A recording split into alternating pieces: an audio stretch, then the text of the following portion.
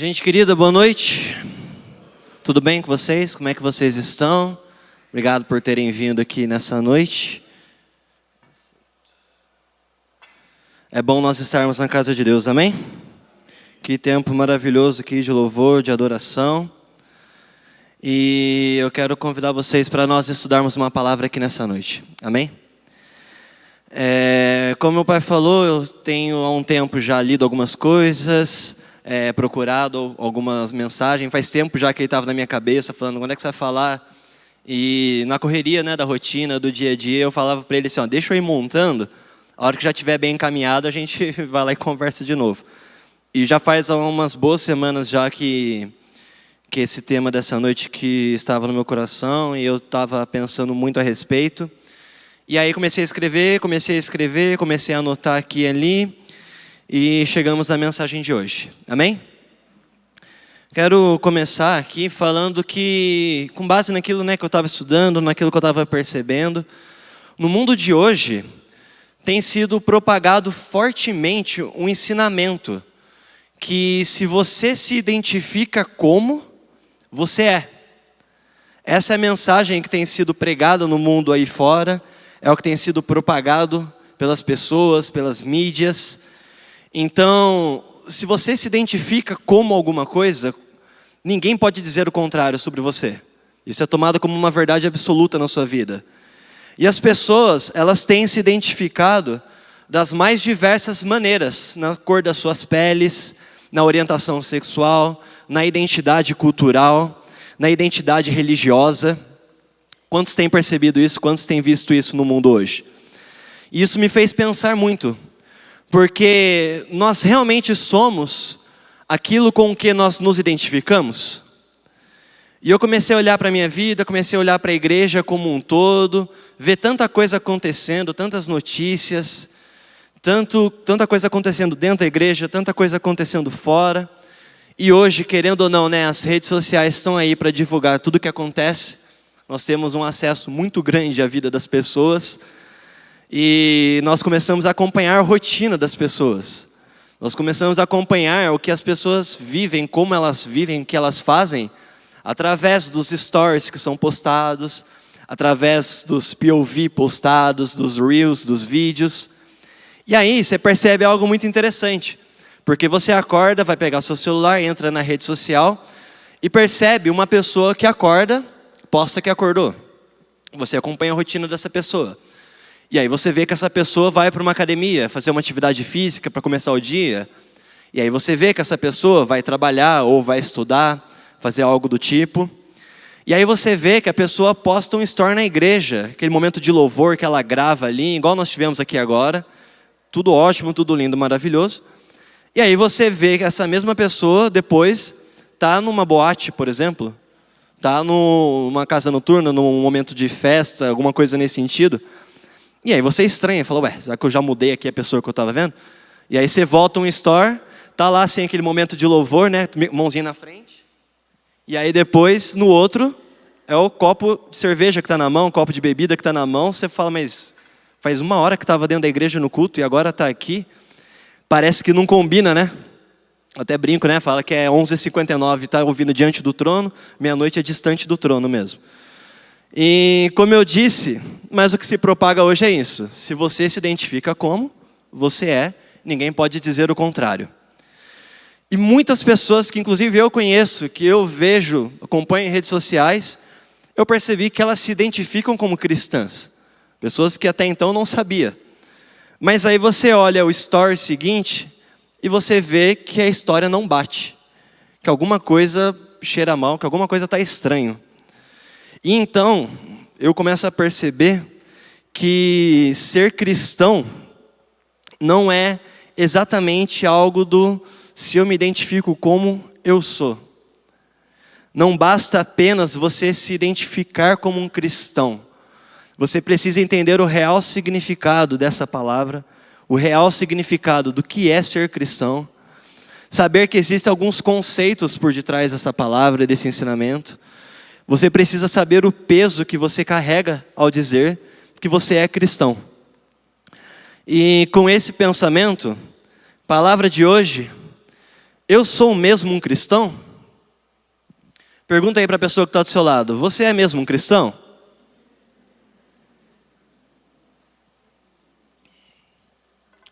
Essa imagem é fantástica aí, né? Você se olhando no espelho, o que você vai enxergar?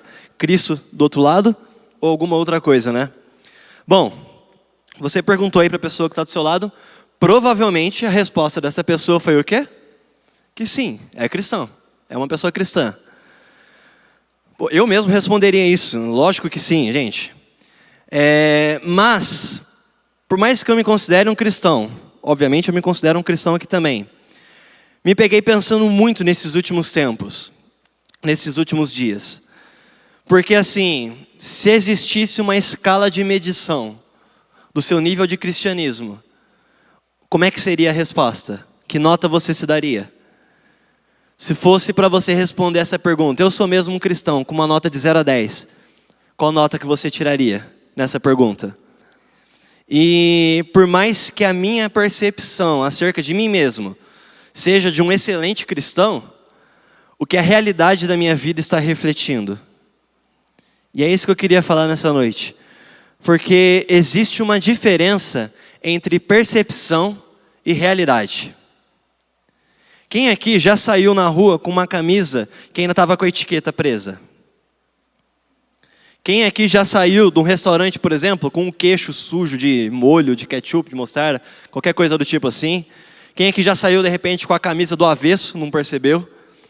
Nós nos imaginamos bem, saímos de casa, nos arrumamos, estamos bem, né? Estamos arrasando, até que alguém cria coragem, vem te dar um toque. Ou então chega com carinho, arranca a etiqueta, que você não tinha percebido, limpa aqui o seu rosto que estava sujo, e aí você percebe que a realidade que você estava vivendo era completamente diferente da percepção que você tinha acerca de si mesmo.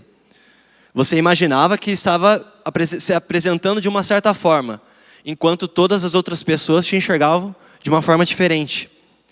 Por que isso? A percepção, ela é subjetiva, ela é individual e ela é variável. Então a primeira coisa é que a percepção é a maneira como cada um interpreta e entende o mundo ao seu redor. É algo particular de cada um. Minha percepção é diferente da sua percepção. E a minha percepção, ela ainda é influenciada pelos meus sentidos e moldada pelos meus pensamentos. Isso significa também que ela pode variar. Conforme uma experiência diferente, conforme um conhecimento diferente que eu vou adquirir, a minha percepção varia. Ela é mutável. Já a realidade não. A realidade, ela é objetiva, ela é coletiva e ela é constante. Ou seja, a realidade vai se referir ao estado das coisas como elas realmente são, independente daquilo que você pensa a respeito delas. E isso pode ser verificado por múltiplas pessoas, por isso que ela é coletiva.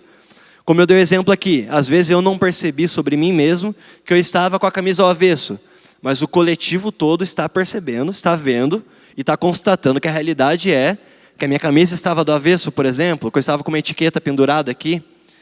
E além disso, a realidade não vai mudar com base na percepção de uma única pessoa. E esse conflito entre percepção e realidade não é algo atual, não é algo que é propagado somente nos dias de hoje, mas é algo que próprio Jesus já nos alerta na Bíblia. E eu quero convidar você a abrir a Bíblia comigo no texto de Mateus capítulo 7, dos versículos 21 a 23.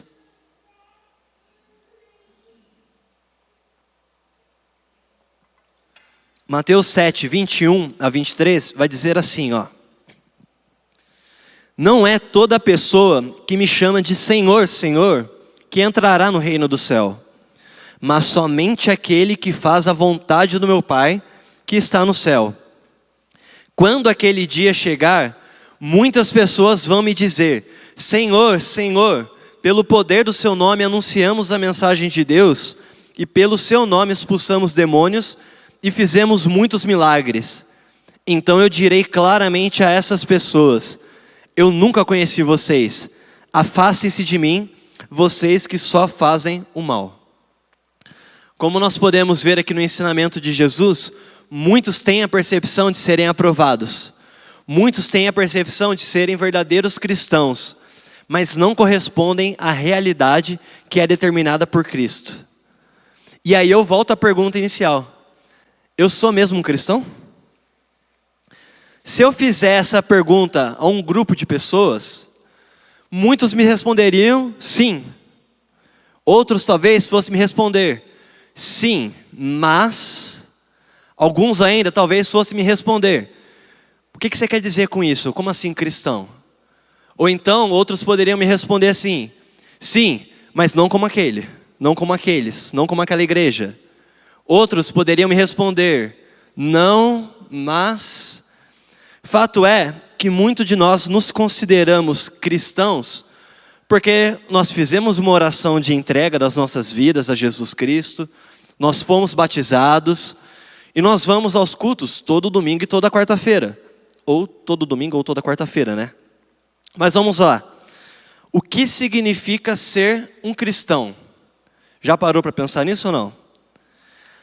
Alguns consideram que ser cristão tem a ver com a nossa crença em Deus, com aquilo que nós acreditamos. Meramente, se eu digo que eu acredito em Deus, posso me considerar um cristão. Outros ainda acreditam, consideram que ser cristão tem a ver com o nosso comportamento. Porque você pode dizer que acredita em Deus, mas o seu comportamento não bate com o que você fala. E eu queria chegar nessa definição do que é cristão, para nós começarmos a nossa conversa aqui hoje. O dicionário diz que a palavra cristão significa isso aqui, ó. Aquele que professa ou frequenta a igreja de uma das modalidades do cristianismo. O que é conforme ou compatível com os princípios do cristianismo. Pessoa que segue da doutrina de Jesus Cristo. Assim o dicionário vai definir o que é a palavra cristão. Então a primeira coisa é aquele que professa ou que frequenta uma igreja. É o que nós estamos fazendo aqui. Aquele que é conforme ou compatível com os princípios do cristianismo. Aqui a gente tenta ser isso aí. Pessoa que segue da doutrina de Jesus Cristo. Aqui nós precisamos saber qual é ela, certo? Mas e segundo a Bíblia? O que a Bíblia vai falar sobre o significado de cristão? Segundo a Bíblia, a palavra cristão foi originalmente utilizada de uma forma pejorativa. Quantos aqui já estudaram, já leram esse texto? Era uma forma pejorativa de identificar os seguidores de Jesus Cristo. De identificar aquelas pessoas que estavam fazendo a obra de Jesus. E aquilo que inicialmente era para ser um xingamento, um deboche, passou a ser utilizado como um título de honra, como uma identidade espiritual, por aqueles que estavam fazendo as obras de Jesus. E eu quero convidar você para nós lermos isso na Bíblia. Vamos ler o texto onde essa palavra cristão foi inicialmente citada? Abra comigo aí por gentileza lá em Atos, capítulo 11, dos versículos 19 até o 26.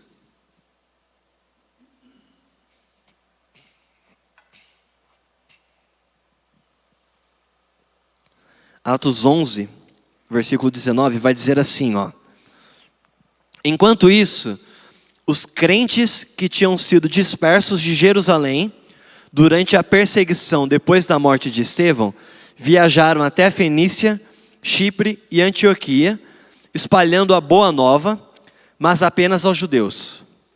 Entretanto, alguns dos crentes que vieram de Chipre e de Cirene para Antioquia, começaram também a anunciar a alguns gregos a mensagem a respeito do Senhor Jesus. O poder do Senhor estava com eles, de modo que muitos creram e se converteram ao Senhor. Quando a igreja de Jerusalém soube o que tinha acontecido, enviou Barnabé a Antioquia. Quando ele chegou ali e viu as maravilhosas coisas que Deus estava fazendo, ficou cheio de ânimo e de alegria, e animava os crentes a continuar firmes no Senhor. Barnabé era um homem bom, cheio do Espírito Santo e de fé. Como resultado, muitas pessoas se uniram ao Senhor Então Barnabé foi a Tarso em busca de Saulo. Quando o encontrou, levou o amigo para Antioquia. Assim, Barnabé e Paulo ficaram lá um ano inteiro, reunindo-se com a igreja e ensinando um grande número de novos convertidos. E foi ali, em Antioquia, que os discípulos foram chamados de cristãos pela primeira vez. Amém? Antioquia, pela história, era uma das maiores cidades do Império Romano até então, com uma população diversa de judeus e de gregos. A pregação do evangelho e a conversão de um grande número da população acabou criando uma comunidade distinta e visível. Quando as pessoas olhavam nas ruas, sabiam que havia um grupo diferente de pessoas agora, que não eram nem judeus nem gregos. E como o versículo cita até então, os crentes, e cita 3 vezes isso aqui, em Antioquia, estavam vivendo e pregando a mensagem de Jesus Cristo de maneira tão evidente que a própria sociedade ao redor os identificou como Cristo. E a comunidade em Antioquia se destacou então por sua prática e por sua fé em Jesus Cristo. Esse é o contexto de onde a palavra cristão é utilizado pela primeira vez na Bíblia. Só que essa mesma cidade, hoje, nós estamos falando que somente 14% da população vive o cristianismo. Uma cidade, então, que foi fortemente identificada pela prática e pela fé em Jesus Cristo, se reduziu hoje somente a 14% de sua população que ainda crê e permanece nos ensinamentos de Jesus. Mas notem que o texto ele começa dizendo assim: os crentes que tinham sido dispersos, e o texto vai caminhando até chegar numa outra palavra importante aqui, discípulos. E termina dizendo assim, foi ali em Antioquia que os discípulos foram chamados de cristãos pela primeira vez. Se você parar para perceber, os cristãos não se chamaram de cristãos. Não foram eles que se chamaram. A sociedade que, ao observar os discípulos e a obra feita pelos discípulos de Jesus, os identificou como cristãos. E por que isso? Porque eles eram tão parecidos com Jesus Cristo, faziam a obra como Jesus fazia, agiam como Jesus agia, cuidavam das pessoas como Jesus cuidava, pregavam como Jesus pregava, amavam as pessoas como Jesus amava, que agora que Jesus não estava mais entre eles, eles refletiam a imagem de Jesus por onde quer que andassem. E a partir disso, a sociedade começou a caracterizá-los como cristãos. Então a primeira grande informação que eu queria estudar com vocês aqui nessa noite é que ser cristão é ser discípulo. Como nós podemos identificar se nós somos cristãos? Primeira coisa, nós temos que saber que ser cristão é ser um discípulo. Amém? Tá bom, mas o que significa discípulo então, Renan? Vamos de novo para o dicionário. O dicionário diz que a palavra discípulo significa pessoa que recebe instrução, aquele que aprende. Recebe instrução, aprende. Pessoa que adota uma doutrina, aquele que segue as ideias ou imita os exemplos de outro, aquele que dá continuidade ao trabalho de outra pessoa. Ser discípulo, gente, é você literalmente andar com um caderninho, chegar em alguém e começar a anotar a vida dessa pessoa. Você vai falar assim para essa pessoa: eu preciso tomar uma decisão. Como é que você tomaria essa decisão? Anota, vai lá e faz. Eu preciso fazer determinada coisa. Como é que você faria? Anota e faz. Como é que você reagiria nessa situação? É como eu vou reagir também. O que você responderia para essa pessoa? É como eu vou responder também. O que você faria se estivesse em meu lugar? Porque é isso que eu vou fazer. Para onde você iria se estivesse na minha posição? Porque é para onde eu quero ir também. Como é que você cuidaria dos seus relacionamentos? Porque é assim que eu vou cuidar dos meus. O que você acha que eu deveria fazer? Porque é isso que eu vou fazer, independente do que você me responder. Isso é ser discípulo. Então, quando eu faço uma pergunta, eu sou mesmo um cristão? Eu quero, na verdade, questionar se eu sou mesmo um discípulo. E aqui eu já não sei quantos de nós manteríamos a nossa convicção na resposta. Com base nessa definição, não sei quantos de nós ainda olharíamos para as nossas vidas e falaríamos que sim, nós somos. Porque ser discípulo é dar continuidade ao trabalho de outra pessoa. E aqui no caso, dar continuidade à obra de Jesus Cristo. Ser cristão é ser uma cópia de Jesus. Tem até um movimento, o Jesus Copy, que é literalmente isso, você ser uma cópia de Jesus Cristo aqui na Terra hoje em dia. Então, eu quero pegar alguns pontos da vida de Jesus que os discípulos estavam seguindo para serem chamados de cristãos e que eu acho que nós, como cristãos e como discípulos, também devemos imitar, também devemos copiar, também devemos praticar. Você estuda comigo? Primeira coisa que eu quero falar é que nós devemos buscar a Deus como Jesus buscou. Se você está anotando, anota isso aí. Para ser um cristão, para nós sermos discípulos, nós devemos buscar a Deus como Jesus buscou.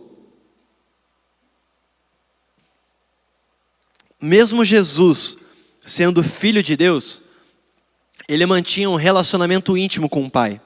E eu quero ler alguns textos com vocês que mostram isso. Vai aparecer aqui na tela. O primeiro está lá em Mateus capítulo 14, versículo 23. Eu separei alguns de vários e vários textos que tem no Novo Testamento que mostra como Jesus buscava Deus. Em Mateus 14 vai dizer assim: depois de mandar o povo embora, Jesus subiu a um monte a fim de orar sozinho. Em Marcos 1, 35, diz assim: de manhã bem cedo, quando ainda estava escuro, Jesus se levantou, saiu da cidade, foi para um lugar deserto e ficou ali orando. Em Lucas 5,16 diz assim: porém Jesus muitas vezes se afastava para lugares desertos a fim de orar. Lucas 6,12, certo dia Jesus foi para um monte orar e orou a Deus a noite toda.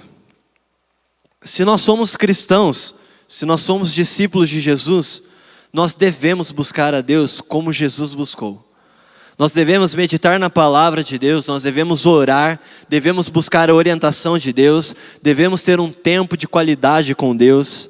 Reparem que aqui nos textos que nós lemos, em todo momento fala que Jesus, ele se afastava das pessoas, ele se afastava do agito, ele se retirava, se afastava dos seus compromissos, da agenda, para poder buscar a Deus, para poder orar. Lógico, assim, que eu sou defensor que em todo tempo nós devemos orar, tudo que nós estivermos fazendo, nós devemos estar orando, mas quantos de nós aqui, nós nos apoiamos somente a isso, e nós aproveitamos a nossa rotina, aproveitamos o nosso dia, para encaixar a oração como algo protocolar, como algo que eu tenho que fazer no dia.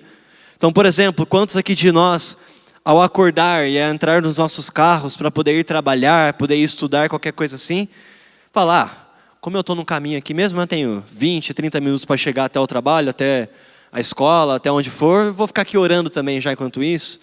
Ou então, quando você está fazendo alguma atividade em casa, está cozinhando, está lavando louça, fala, já estou fazendo uma coisa mesmo?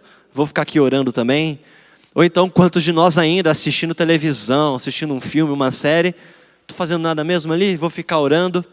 Beleza, nós podemos orar assim também. Mas repare que aquilo que Jesus nos mostrou é para nós termos um tempo a sós com Deus. Longe do agito, longe das pessoas, longe da nossa agenda, longe do nosso compromisso. Orar nunca é ruim, mas como discípulos de Jesus, nós devemos imitar o exemplo de Jesus e ter um tempo a sós, de qualidade, sem distrações, de oração e de busca da orientação de Deus. Amém? Eu sou mesmo um cristão? Vai pensando aí, tá bom? Segunda coisa, nós como cristãos e como discípulos, devemos pregar o evangelho como Jesus pregou. Falar para a pessoa que está do seu lado aí, ó, você precisa pregar o evangelho, hein?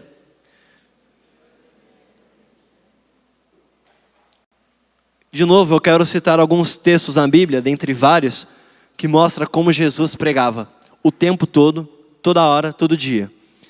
O primeiro que eu quero deixar com vocês aí, está lá em Mateus capítulo 4. o versículo 17, que diz assim, ó: daí em diante, Jesus começou a pregar: deixem o pecado e voltem-se para Deus, porque o reino dos céus está próximo. O versículo diz que dali em diante, quando Jesus inicia o seu ministério, dali em diante, para nunca mais parar, ele pregava que o reino de Deus estava próximo. Em Lucas capítulo 4 também, dos versículos 16 a 19, diz assim, ó: Jesus foi para a cidade de Nazaré, onde havia crescido. No sábado, conforme o seu costume, foi até a sinagoga. Ali ele se levantou para ler as escrituras sagradas e lhe deram um livro do profeta Isaías. Ele abriu o livro e encontrou o lugar onde está escrito assim: o Senhor me deu o seu Espírito. Ele me escolheu para levar boas notícias aos pobres, me enviou para anunciar a liberdade aos presos, dar vistas aos cegos, libertar os que estão sendo oprimidos e anunciar que chegou o tempo em que o Senhor salvará o seu povo. No capítulo 4 ainda de Lucas, mas agora no versículo 43, diz assim: porém, ele, Jesus, respondeu: eu preciso pregar a boa nova do reino de Deus em outros lugares também, porque foi para isso que eu fui enviado. Por isso, ele continuou a viajar de um lado para outro, pregando nas sinagogas de toda a Judéia. E o último texto que eu queria deixar com vocês aqui, Lucas capítulo 21, versículo 37 diz assim: Jesus ensinava no pátio do templo todos os dias. Ser cristão é ser discípulo. Ser discípulo é imitar o exemplo de alguém. E qual é o exemplo que Jesus deixou para nós? Pregar a boa nova do reino de Deus todos os dias.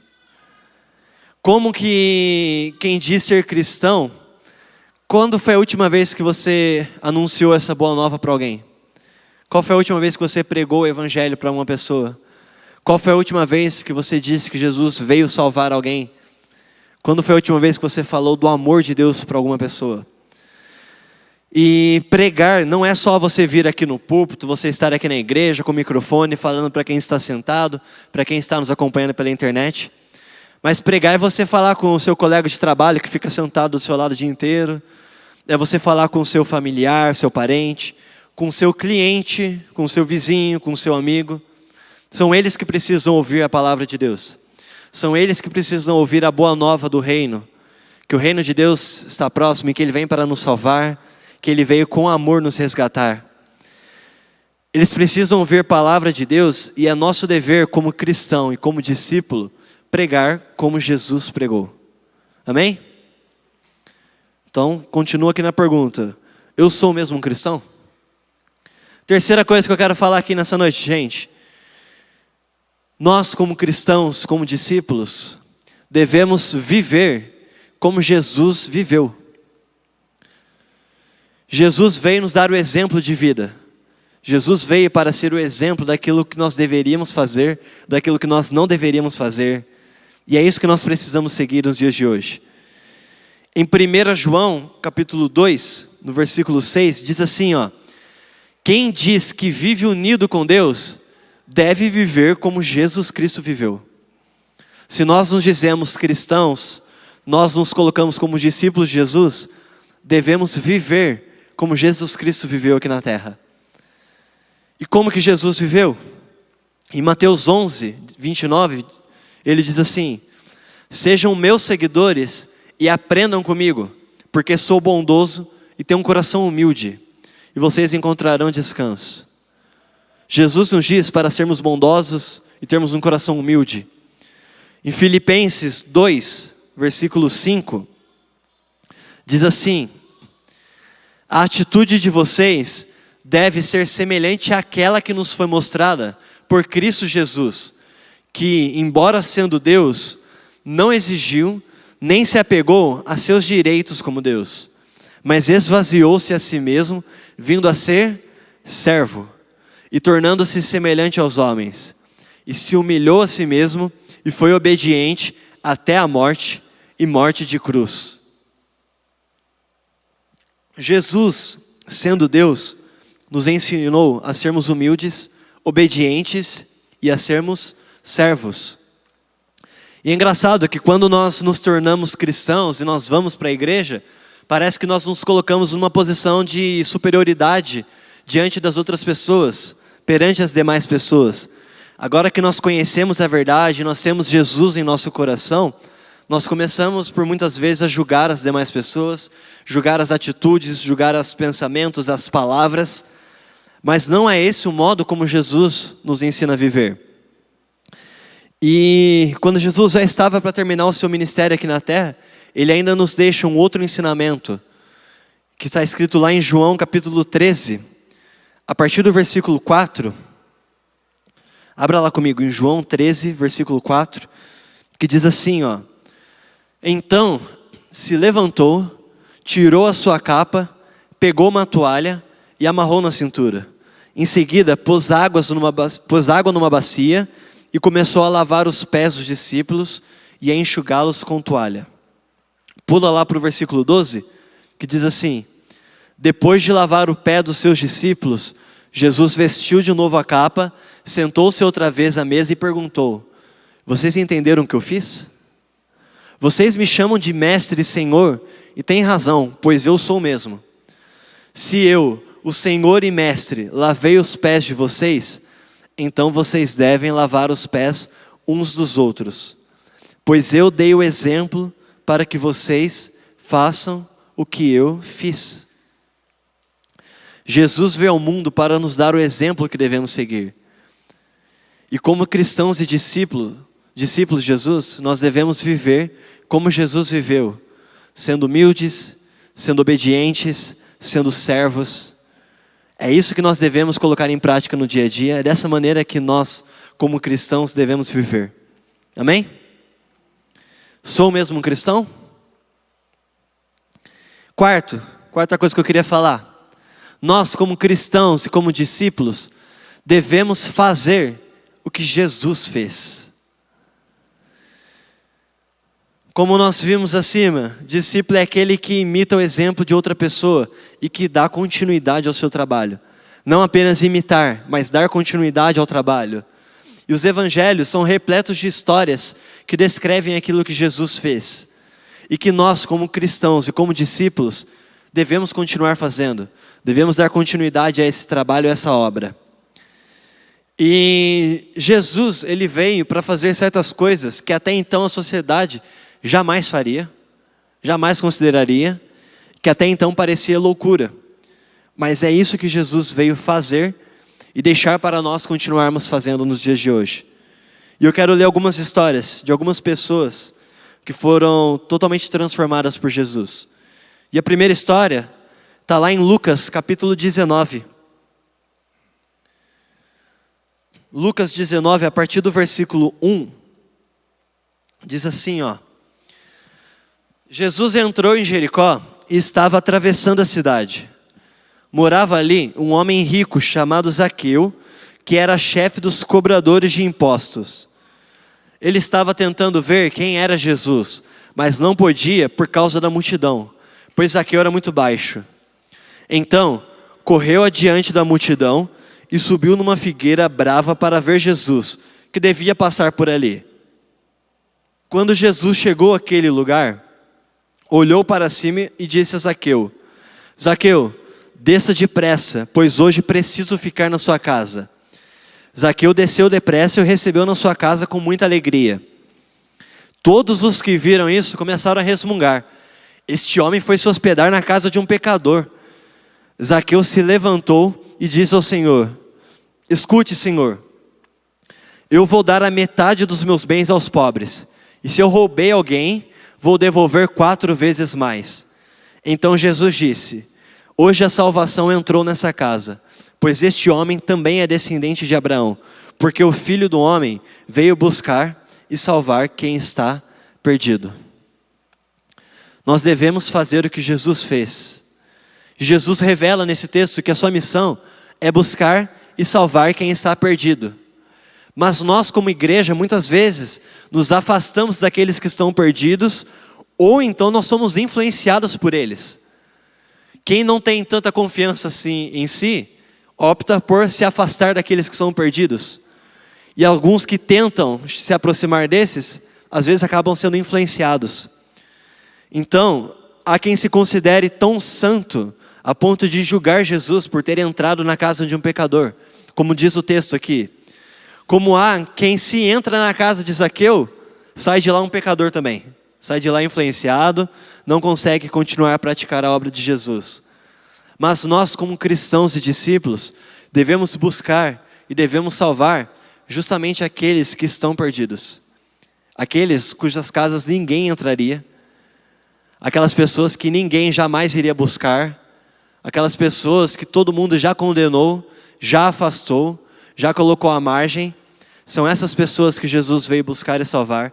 E é isso que, como cristãos e discípulos, nós devemos fazer nos dias de hoje. Amém? Uma outra história. Aliás, duas histórias agora que eu quero ler com vocês. A primeira está lá em Lucas capítulo 7.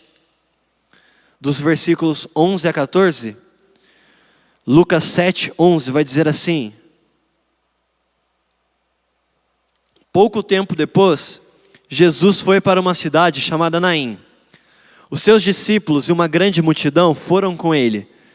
Quando ele estava chegando perto do portão da cidade, ia saindo o enterro. O defunto era filho único de uma viúva e muita gente da cidade ia com ela. Quando o Senhor a viu, ficou com muita pena dela e disse: não chore.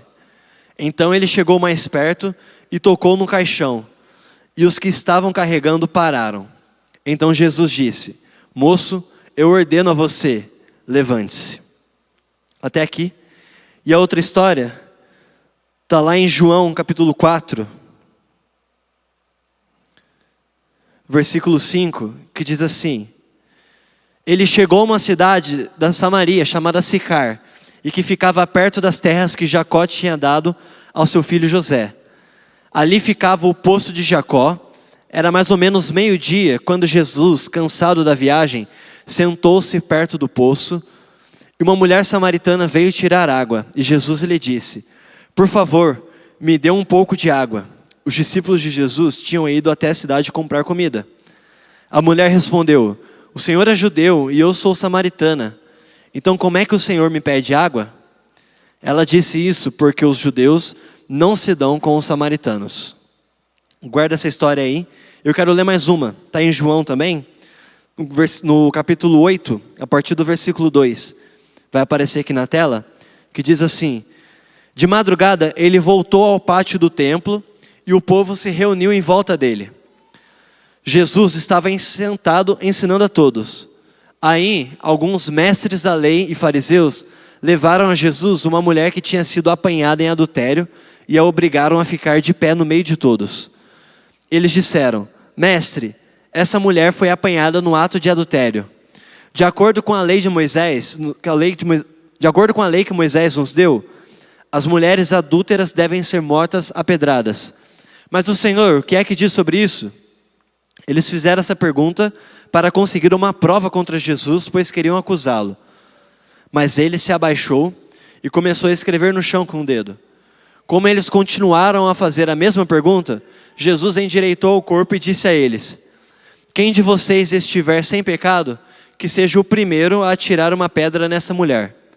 Depois, abaixou-se outra vez e continuou a escrever no chão. Quando ouviram isso, todos foram embora, um por um, começando pelos mais velhos.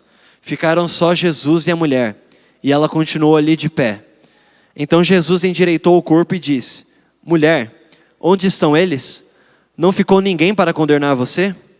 Ninguém, Senhor, respondeu ela. Jesus disse: pois eu também não condeno você. Vá e não peque mais. Li 3 textos. O texto da viúva de Naim, que havia perdido seu único filho. Li o texto da mulher samaritana com quem Jesus se encontra no poço. E li o texto dessa mulher que foi pega em adultério e que pela lei deveria ser morta, mas que Jesus salva ela. Jesus é aquele que se importa com quem perdeu a esperança, com quem a sociedade abandonou e com quem errou.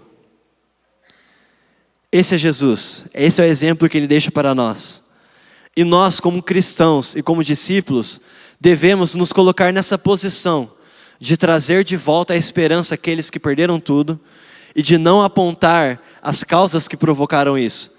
devemos acolher aqueles que foram rejeitados, aqueles que foram desprezados, aqueles que foram abandonados e condenados pela sociedade. Pois foi por essas pessoas que Jesus veio ao mundo. Aqueles que perderam a esperança, aqueles que estão abandonados, que a sociedade já não considera mais, ou então aqueles que foram condenados por seus erros. Mas se ser cristão é ser discípulo é ser imitador e é dar continuidade ao trabalho, esse é o exemplo que Jesus nos dá para que nós possamos fazer no dia de hoje. Trazer de volta a esperança àqueles que perderam tudo e de acolher, de receber aqueles que foram desprezados, que foram abandonados e que foram condenados. Amém? Sou mesmo um cristão?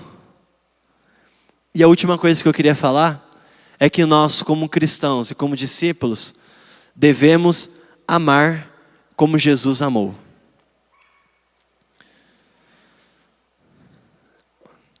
Em João, capítulo 15, versículo 12 e 13, diz assim: o meu mandamento é este: amem uns aos outros como eu amo vocês. Ninguém tem mais amor pelos seus amigos do que aquele que dá a sua vida por eles. E em João capítulo 13, versículos 34 a 35, diz assim: eu lhes dou este novo mandamento: amem uns aos outros. Assim como eu os amei, amem também uns aos outros. Se tiverem amor uns pelos outros, todos saberão que vocês são meus discípulos. O mesmo texto, só que agora na Nova Bíblia Viva, diz assim: por isso eu estou dando a vocês um novo mandamento: amem-se uns aos outros. Como eu os amei, vocês devem amar-se uns aos outros. Esse profundo amor que vocês tiverem uns pelos outros provará ao mundo que vocês são meus discípulos. E talvez essa seja a parte mais difícil: nós amarmos como Jesus amou. Quando Jesus está reunido ali com os discípulos, antes de ser preso e de ser crucificado, ele deixa esse mandamento: como eu os amei, vocês devem amar-se uns aos outros. E o mais interessante é o que ele diz em seguida: esse profundo amor que vocês tiverem uns pelos outros provará ao mundo que vocês são então os meus discípulos. Não é simplesmente vocês dizerem quem são, não é simplesmente vocês agirem como eu agia, fazerem aquilo que eu fazia, mas é se vocês amarem os outros como eu amei vocês. Isso será a prova que o mundo precisa saber que vocês são meus discípulos. A prova que o mundo verá que nós somos verdadeiramente cristãos, que nós somos verdadeiramente discípulos de Jesus, é o amor uns pelos outros. Só que não é amar somente com base na nossa medida, com base no nosso conceito, com base naquilo que nós pensamos. É amar como Jesus amou. E como é que Jesus amou os seus? Um amor genuíno, sem esperar nada em troca. Um amor pelos improváveis. Um amor que se sacrificou por todos nós. Em João capítulo 13, versículo 1, diz assim: e tendo amado os seus que estavam no mundo, amou-os até o fim. A Bíblia fala que Jesus amou os seus até o fim. Mas quem eram os seus? Às vezes a gente lê esse texto e acha que é fácil, mas vamos pensar aqui. Quando diz ali que Jesus amou os seus, ali no meio tinha Pedro, que o negou. Ali no meio tinha Judas, que o traiu. Ali no meio tinha Tomé, que duvidou. E nós, hoje, nós esperamos que a pessoa vale a pena primeiro, para nós podermos começar a amá-la. Em nosso plano, naquilo que nós pensamos, as pessoas primeiro precisam se provar dignas e merecedoras do nosso amor, para que aí sim nós possamos começar a amá-las. Só que Jesus fez o contrário. Enquanto ainda éramos pecadores, Jesus nos amou. Mesmo nós duvidando, nós traindo Jesus e nós negando Jesus, Ele nos amou. Quando nós não merecíamos esse amor, foi isso que Ele veio nos mostrar. Ele nos amou primeiro. E nós, como os cristãos e discípulos de Jesus, devemos imitar o seu exemplo. E devemos amar as pessoas como Ele amou. Amém? Palavra de hoje, eu sou mesmo um cristão? Quando eu comecei essa pergunta, era muito fácil nós respondermos que sim. Porque nós estamos aqui na igreja, nós vamos aos cultos, nós já fizemos uma oração de entrega, nós já fomos batizados. Mas ser cristão é ser discípulo. Ser discípulo é imitar a vida de alguém e é dar continuidade à sua obra. Basta-nos uma única decisão de seguir a Cristo. Mas uma única decisão verdadeira é seguida de decisões diárias de seguir a Cristo. Ser cristão é ser discípulo. Ser discípulo é imitar o exemplo e dar continuidade ao trabalho. É buscar a Deus como Jesus buscou. É pregar o Evangelho como Jesus pregou. É viver a vida que Jesus veio nos mostrar para ser vivida. É fazer aquilo que Jesus fez. E é amar as pessoas como Jesus amou. Amém? Eu sou mesmo um cristão? Quero convidar você a ficar de pé.